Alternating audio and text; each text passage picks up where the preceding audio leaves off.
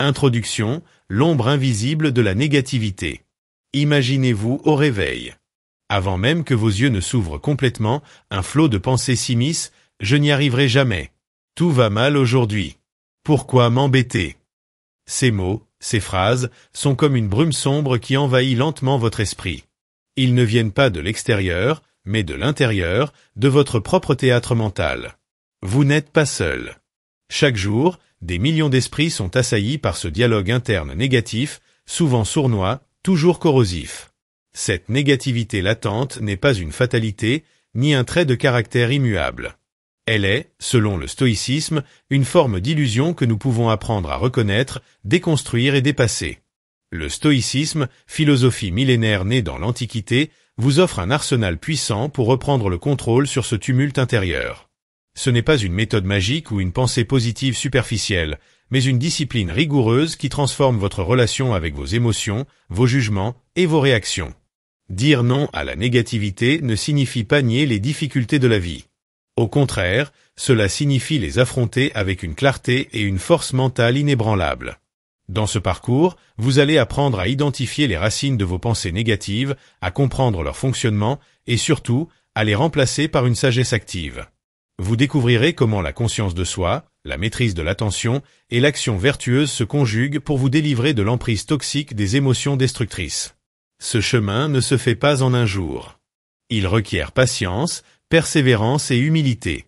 Mais chaque pas que vous ferez vous rapprochera d'une liberté intérieure où la négativité n'est plus un tyran, mais un simple invité auquel vous refusez la chaise d'honneur. Préparez-vous à un voyage intérieur, à la fois exigeant et libérateur, où vous deviendrez l'architecte de votre paix mentale. Ensemble, pas à pas, nous allons construire les fondations solides d'une vie moins troublée par les tempêtes mentales. Maintenant, prenez une profonde inspiration. Laissez cette idée germer. Vous avez déjà en vous les ressources pour dire non à la négativité. Le stoïcisme vous montrera comment les révéler et les faire grandir. Bienvenue dans cette transformation. 1. Reconnaître la mécanique de vos pensées. Vous ouvrez les yeux et, sans prévenir, un flot de phrases se bouscule. C'est encore raté. Vous n'aurez jamais le courage. Les autres font mieux que vous. Avant même que la lumière n'effleure vos paupières, votre esprit a déjà décoré la journée de verdicts sombres. Première étape stoïcienne. Observez ce flux comme un scientifique examine un phénomène naturel, sans se sentir déjà coupable du résultat. Vous restez immobile 30 secondes, la tête sur l'oreiller, et vous sentez l'air entrer 4 temps, rester 2, ressortir 6. À chaque expiration, vous dites intérieurement « Je regarde ». Rien de plus. Vous suspendez ainsi le jugement sur vos jugements, vous créez l'espace indispensable à la lucidité. Sitôt levé ou encore assis au bord du lit, vous saisissez un carnet dédié. Écrivez mot pour mot la formulation exacte de la pensée la plus insistante. Ne la filtrez pas, ne la reformulez pas pour qu'elle ait l'air intelligente. Couchez-la dans sa crudité, je suis nul, tout va encore mal tourner, personne ne m'apprécie. Ensuite, tracez 2 colonnes, faits et jugements. Placez dans la colonne des faits uniquement ce qui serait accepté par n'importe quel témoin, il est 6h40. Le rendez-vous est à 8h, le mail n'est pas encore rédigé. Dans la colonne des jugements, mettez tout le reste, adjectifs, adverbes, conclusion définitive. Cette simple opération cartographique révèle aussitôt la proportion. Vous découvrez souvent que 90% du contenu est opinion, 10% seulement réalité brute. Maintenant, attribuez un score d'impact émotionnel à la pensée dominante, de 0, aucun effet, à 10, tempête intérieure. Ne discutez pas le chiffre, notez-le. Ce chiffre devient votre indicateur pilote, le baromètre que vous suivrez au fil des jours pour mesurer vos progrès. Vous avez transformé quelque chose de nébuleux en données quantifiables, c'est déjà un pas vers la maîtrise. Reprenez 3 cycles respiratoires conscients. Observez si l'intensité de l'émotion a baissé d'un cran. Souvent, le simple fait d'avoir écrit et classé la pensée lui retire une partie de son venin. À présent, prononcez à voix basse la maxime d'Épictète, ce qui trouble les hommes, ce ne sont pas les choses, mais les jugements qu'ils portent sur les choses. Laissez-la résonner. Répétez-la si nécessaire jusqu'à sentir un léger déplacement intérieur, comme si la pensée négative passait du statut de vérité divine à celui d'hypothèse discutable. Enfin, concluez la séquence par un engagement minuscule. Aujourd'hui, je surveillerai mes pensées comme un gardien de phare guette l'horizon. Fermez le carnet, le glissez dans votre sac ou sous votre oreiller pour le soir. Vous venez d'opposer votre premier « non » méthodique à la tyrannie mentale. Ce « non » n'est pas un cri ni une fuite, c'est un regard clair, une étiquette correcte sur un contenu intérieur.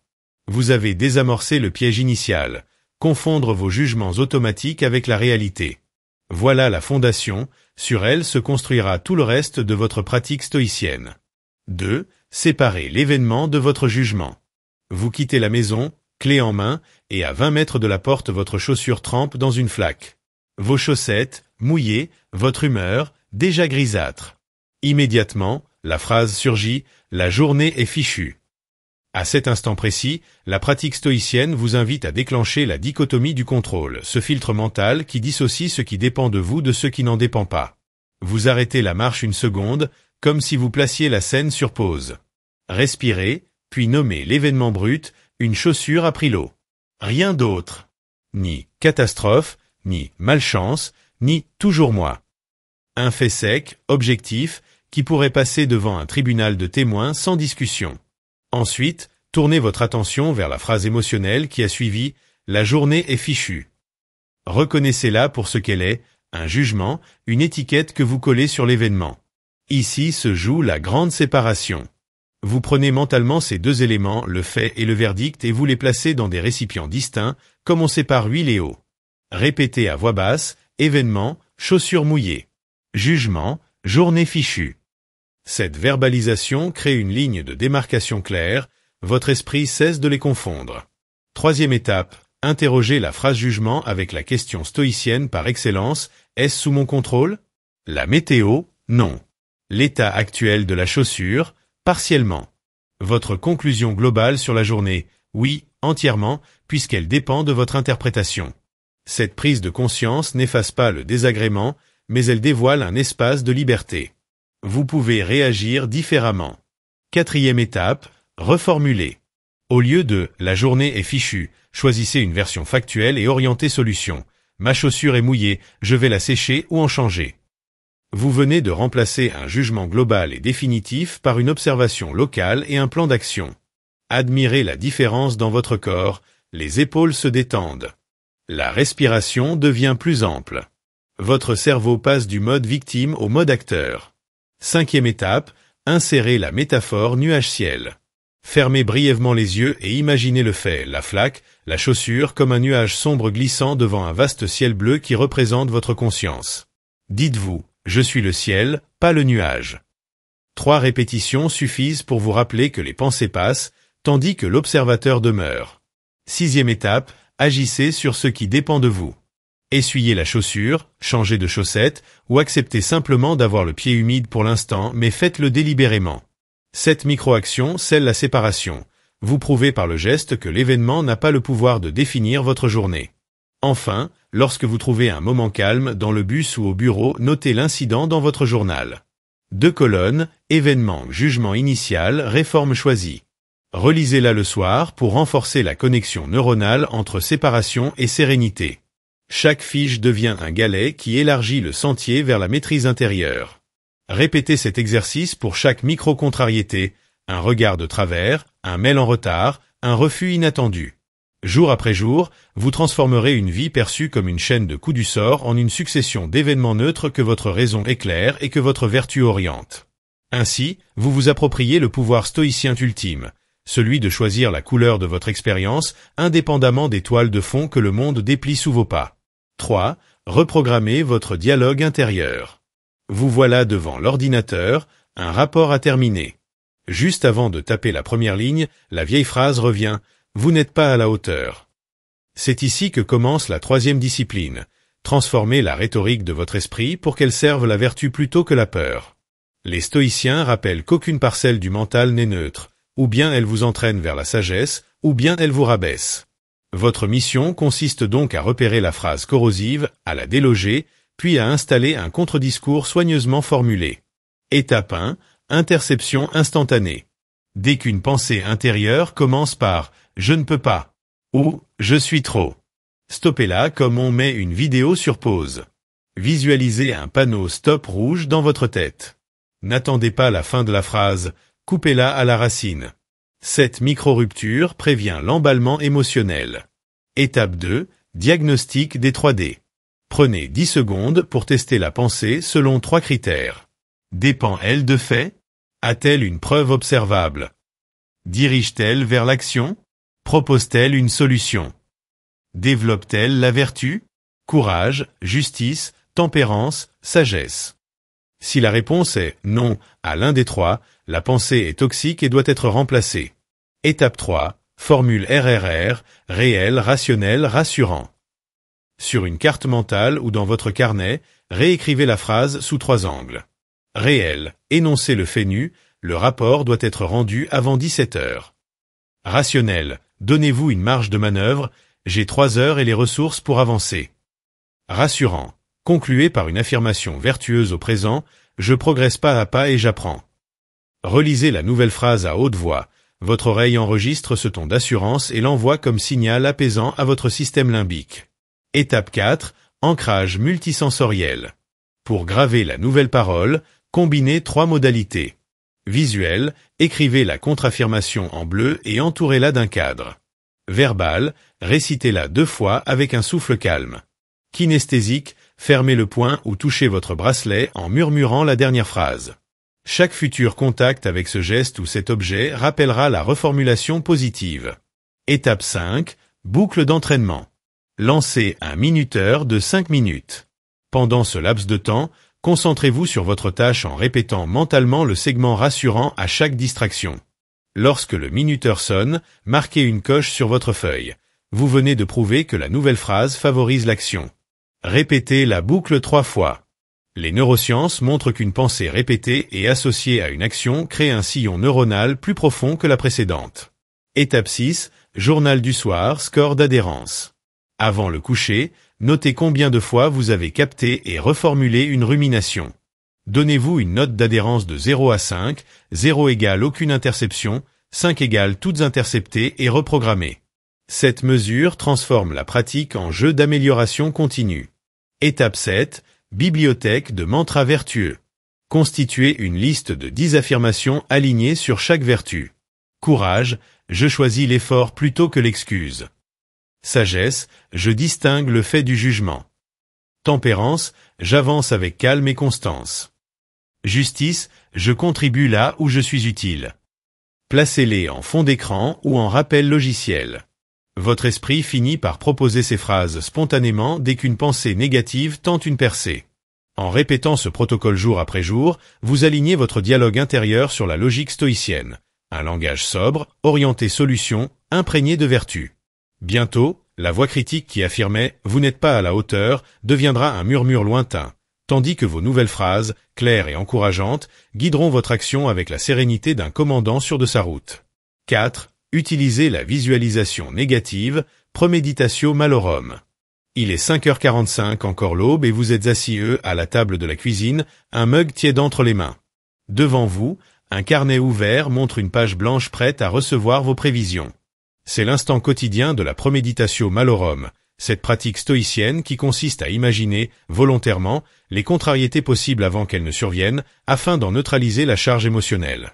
Contrairement au pessimisme, la visualisation négative n'est pas une rumination, mais un exercice de préparation mentale. Elle transforme l'inattendu en familier et vous offre l'avantage stratégique de la pré-réponse. Étape 1. Encadrez le temps et le lieu. Choisissez toujours le même créneau fixe, tôt le matin, avant que le tumulte extérieur ne vous atteigne, ou tard le soir, lorsque les lumières de la maison déclinent.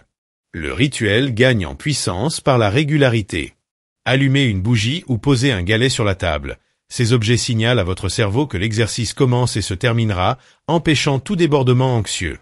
Étape 2. Sélectionnez 3 scénarios concrets. Tournez votre regard sur les prochaines 24 heures. Identifiez les points de friction plausibles. Une réunion tendue, un trajet sous la pluie avec le bébé, un appel d'un parent critique.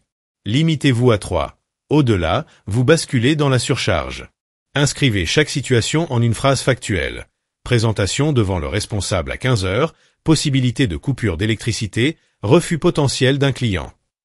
Étape 3. Déroulez le film avec les 4 vertus. Fermez les yeux. Visualisez la scène comme un court-métrage. D'abord, laissez-la se produire dans toute sa rudesse. le micro qui grésille, la coupure, le refus. Sentez le picotement dans la poitrine, la chaleur sur la nuque. Puis, activez tour à tour. La sagesse, vous analysez l'événement, identifiez la partie sous contrôle. Le courage, vous prenez la décision difficile. Continuez, reformulez, demandez de l'aide. La justice, vous restez respectueux envers vous-même et autrui. La tempérance, vous modérez ton et gestes, aucun mot inutile ne franchit vos lèvres. Regardez-vous agir ainsi jusqu'à la résolution la plus vraisemblable. Reconnectez le micro, allumez la lampe de secours, proposez une alternative au client. Étape 4, résumé en une maxime d'action. Rouvrez les yeux. Sous chaque scénario, notez une réponse concise au présent, débutant par « Si cela arrive, je choisis ». Par exemple, si l'électricité coupe, je choisis de respirer calmement et d'utiliser la batterie externe. Cette phrase clé deviendra votre raccourci mental lorsque l'événement se matérialisera. Étape 5, dissolution consciente. Terminez la séquence par une longue expiration, comme si vous souffliez la poussière émotionnelle hors de votre système. Éteignez la bougie ou replacez le galet, c'est le signal de clôture. Le cerveau comprend que l'exercice appartient au passé, vous évitez ainsi le piège de la rumination. Étape 6, passage immédiat à une activité positive. Levez-vous, étirez-vous, mettez une musique douce ou préparez le petit déjeuner. Cela ancre dans votre corps l'idée que la visualisation sert la préparation, non la peur. Vous avez fait votre part, le reste sera vécu le moment venu. Étape 7, bilan de fin de journée. Le soir, consultez les scénarios. L'un s'est-il réalisé? Cochez-le, puis évaluez votre réaction sur 10. Si vous avez gardé sang-froid et vertu, savourez ce succès. Sinon, notez brièvement la leçon à intégrer demain. Chaque boucle renforce la confiance. L'obstacle anticipé devient un vieil ami, incapable de vous surprendre. En répétant fidèlement cette pratique, vous changez votre rapport au futur.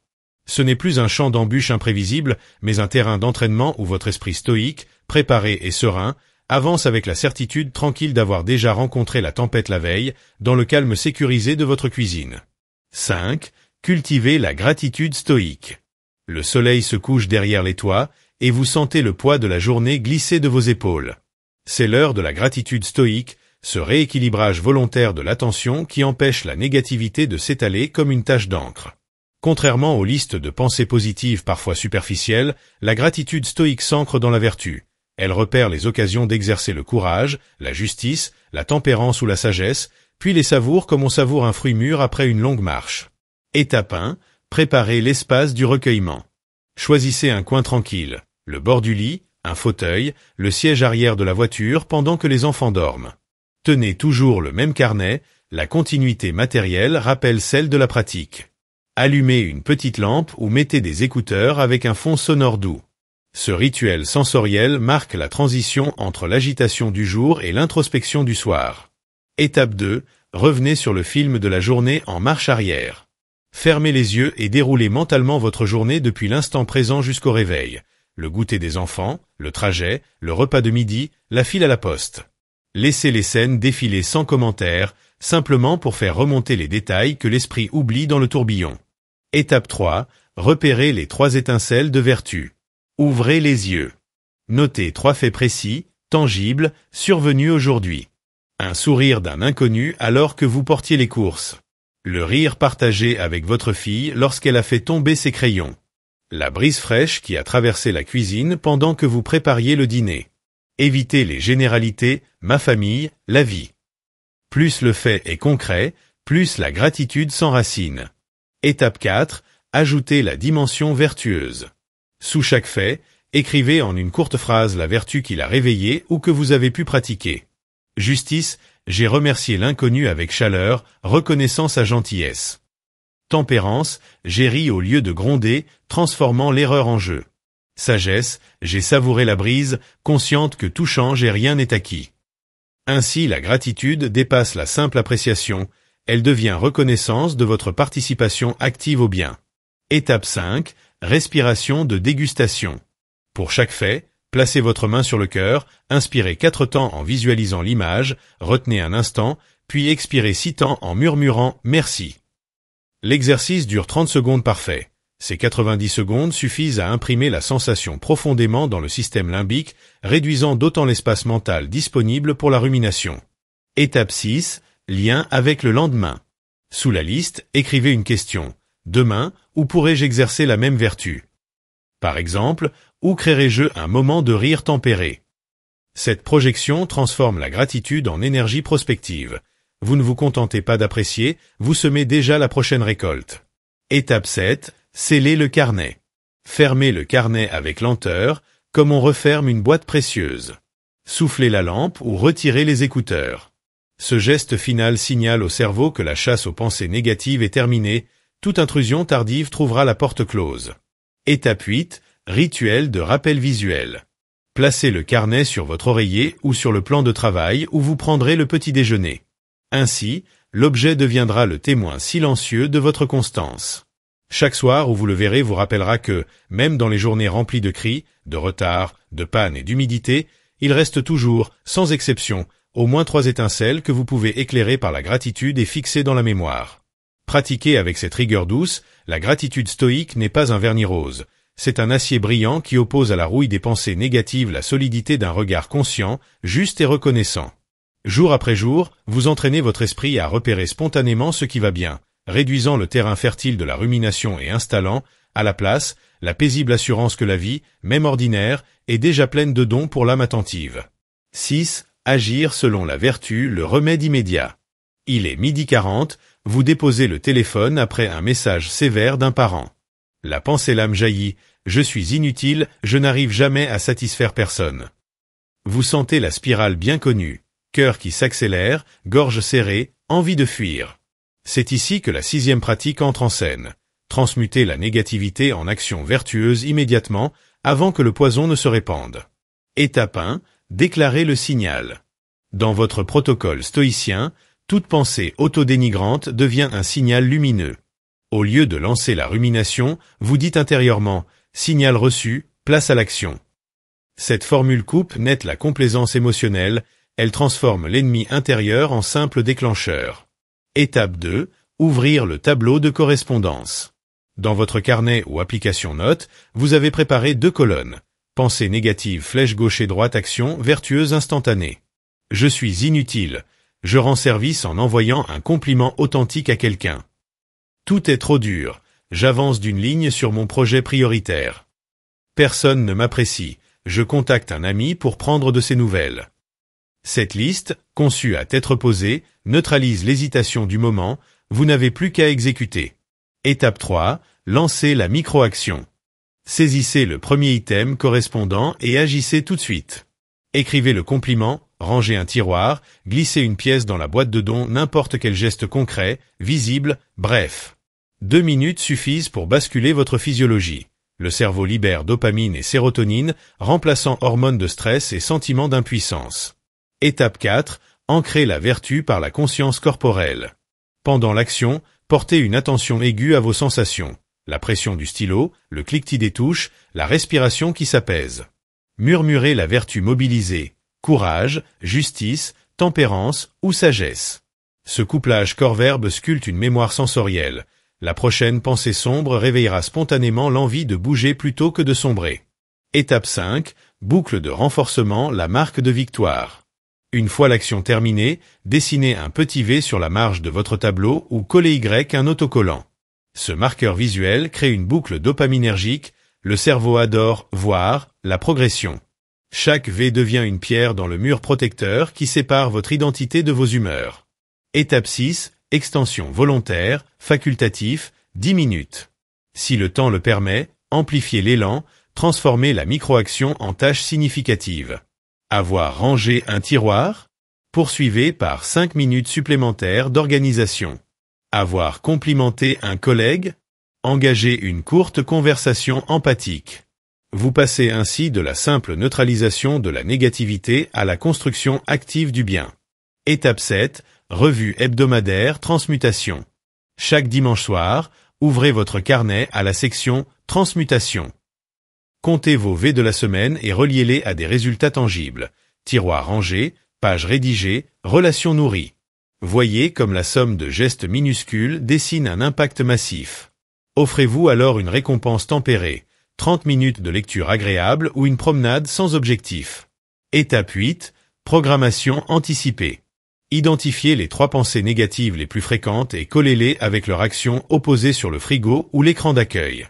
En les voyant 10 fois par jour, vous conditionnez votre réflexe. L'apparition de la phrase déclenche automatiquement le mouvement. Conclusion de la partie 6. En pratiquant la transmutation immédiate, vous passez d'un esprit qui subit à un esprit qui crée. Chaque pensée défaitiste se mue en opportunité d'incarner la vertu. Peu à peu, votre cerveau associe la négativité non plus à la paralysie, mais à l'élan. Ainsi, vous devenez l'artisan inlassable de votre réalité, maître de vos gestes, donc maître de votre destin stoïcien. 7. Consolidé par la communauté et la discipline quotidienne. Le travail intérieur que vous avez entrepris n'est pas une course solitaire. Même les plus grands stoïciens échangeaient lettres, paroles et regards sous le portique d'Athènes. Pour ancrer durablement vos 6 pratiques précédentes, vous devez tresser 2 cordes. La communauté qui vous soutient de l'extérieur et la discipline quotidienne qui vous fortifie de l'intérieur. Ensemble, elles forment un câble assez solide pour résister aux tempêtes les plus longues. 1. Bâtir le cercle des 3 C. Choisissez 3 figures, chacune jouant un rôle précis. Coach, une personne expérimentée en développement personnel ou en stoïcisme. Son regard critique affine votre méthode. Compagnon, un père qui chemine au même rythme que vous vous épaulez mutuellement. Communauté, un groupe en ligne, un forum ou un club local où vous partagez victoires et difficultés. Annoncez-leur votre intention. Je pratique le stoïcisme pour maîtriser mes pensées. Acceptez-vous de recevoir chaque vendredi un mini-bilan? Cette déclaration publique crée une pression douce. Vous savez que, chaque semaine, quelqu'un attend de vos nouvelles. 2. Instaurez le rituel AMPM. AM, prévisualisation, 5 minutes. Lisez un court passage, Épictète, Marc Aurèle ou Sénèque. Écrivez votre intention vertu du jour. Je choisis la tempérance lors des trajets scolaires. Fermez les yeux. Voyez-vous appliquer cette vertu dans la scène à venir. PM, revue triptyque, 10 minutes. Séparation, événement, jugement de la journée. Liste des 3 gratitudes stoïques. Score d'adhérence, notez de 0 à 5 votre interception des pensées négatives. Déposez carnet et stylo au même endroit, la constance spatiale réduit la friction mentale. 3. Activez le challenge 30 jours. Publiez, sur un fil dédié à votre communauté, un engagement clair. Pendant 30 jours, je pratiquerai le rituel AMPM et j'enverrai un emoji coche épaisse blanche quotidien. Chaque coche publique alimente la motivation intrinsèque par la reconnaissance extrinsèque, le groupe devient miroir et amplificateur de votre discipline. 4. Mesurez avec l'audit mensuel. À la fin de chaque mois, relisez la note d'impact donnée au jour 1. Calculez la moyenne des notes actuelles. Tracez un simple graphique dans votre carnet pour visualiser la baisse. Cette preuve visuelle valide vos efforts et alimente la boucle effort, progrès visible, nouvel effort.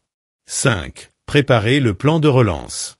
Anticipez les moments où la routine vacille, maladie, surcharge familiale, fête. Écrivez dès maintenant un plan B. Durée minimale. Si je manque de temps, je réduis le rituel AMPM à 2 minutes chacun. Message SOS, un texte prédéfini que vous enverrez au coach. Je décroche, rappelle-moi pourquoi j'ai commencé. Avoir ce filet de sécurité élimine la peur de la rechute, vous savez comment revenir sur la voie. 6. Célébrez la communion vertueuse. Une fois par trimestre, organisez ou rejoignez une rencontre, visio ou café, où chaque membre partage une victoire concrète, une difficulté persistante, un texte stoïcien marquant. Ces moments renforcent l'appartenance et rappellent que l'idéal stoïcien n'est pas l'isolement, mais la contribution à la cité intérieure et extérieure. Conclusion de la partie 7. En tissant quotidiennement discipline personnelle et soutien social, vous consolidez votre rempart intérieur. Les pratiques deviennent habitudes, les habitudes deviennent caractère. Vous marchez désormais avec la confiance tranquille de celui qui sait pouvoir compter à la fois sur sa propre vigilance et sur la vigilance bienveillante des autres. Ainsi s'achève le cycle. Vous avez non seulement appris à dire non à la négativité, mais aussi à entretenir, jour après jour, la force collective et personnelle qui fait durer ce non jusqu'à ce qu'il devienne votre seconde nature stoïcienne. Conclusion, ancrez la sérénité stoïcienne. Vous voilà équipé d'un arsenal clair. Observez vos pensées, séparez faits et jugements, reformulez votre dialogue intérieur, anticipez les obstacles, cultivez la gratitude, transmutez chaque doute en action vertueuse, puis consolidez le tout par la discipline quotidienne et le soutien d'une communauté. Ensemble, ces pratiques tissent une armure intérieure qui ne nie pas la réalité, mais la traverse avec lucidité et courage. Rappelez-vous, la négativité n'est qu'un nuage passager. Votre esprit, lorsqu'il se place sous la lumière du stoïcisme, demeure le ciel vaste et immuable. Continuez à dire non au jugement toxique et oui à la vertu, pas après pas, jour après jour. C'est ainsi que vous transformerez la tempête mentale en vent porteur, guidant votre vie vers plus de liberté, de paix et de puissance tranquille.